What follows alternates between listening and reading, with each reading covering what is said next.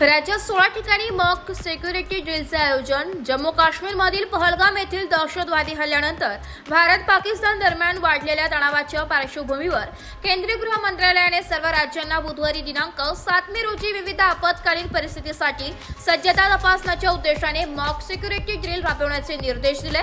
त्यानुसार राज्यातील 16 ठिकाणी सिक्युरिटी ड्रिल घेण्यात येणार आहे. केंद्रीय गृह मंत्रालयात झालेल्या आढावा बैठकीत देशभरातील 244 जिल्हा नागरी संरक्षण केंद्राची स्थिती तपासण्यात आली आहे. यामध्ये निवारा केंद्र, इशारा देणारी यंत्रणा आणि समन्वय सुविधा कार्यरत आहे की दुरुस्तीची गरज आहे याचे मूल्यमापन करण्यात आले. या ड्रिलचा महत्त्वाचा भाग म्हणजे सामान्य नागरिकांना प्रशिक्षण देणे असणार आहे. गृह मंत्रालयाकडून प्राप्त झालेल्या माहितीनुसार हा मॉक ड्रिलमध्ये हवाई हल्ल्याचा इशारा देणारा सायरन आणि ब्लॅकआउट, वीज बंदी परिस्थितीला कसा प्रतिसाद द्यावा यावर विशेष भर दिला जाणार आहे. नागरिकांना त्यांच्या घरी वैद्यकीय किट, अतिरिक्त औषधे, टॉर्च आणि मेणबत्त्या ठेवण्याचे निर्देश दिले जाणार आहे.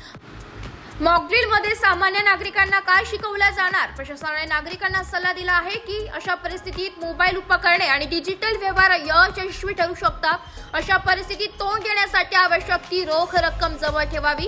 गृह मंत्रालयाने देशभरातील 244 जिल्ह्यांमध्ये 100हून अधिक संवेदनशील ठिकाणांची निश्चिती केली आहे. या मॉक ड्रिलमध्ये अनेक उपाययोजना समाविष्ट असणार आहे. त्यामध्ये हवाई हल्ल्याचा इशारा देणारे सायरन वाजवणे, नागरिकांना नागरी संरक्षणाच्या उपाययोजनांचे प्रशिक्षण देणे, शत्रूंच्या संभाव्य हल्ल्याच्या वेळी स्वतःचे संरक्षण कसे करावे याबाबत मार्गदर्शन करणे, तसेच बंकर आणि खंदकांची स्वच्छता व तपासणी करणे यांचा समावेश आहे. केंद्र सरकारच्या मॉक ड्रिलच्या पार्श्वभूमीवर महाराष्ट्र सरकारने हाय अलर्ट जारी केलाय. राज्य प्रशासनाकडून सर्व यंत्रणांना सतर्क राहण्याच्या कडक सूचना देण्यात आल्या. राज्य शासनाने अंतर्गत स्तरावर हालचालींना गती दिली असून सर्व पालकमंत्र्यांसह इतर मंत्र्यांना संबंधित प्रशासनाशी सातत्याने संपर्कात राहण्याचे आदेश दिले.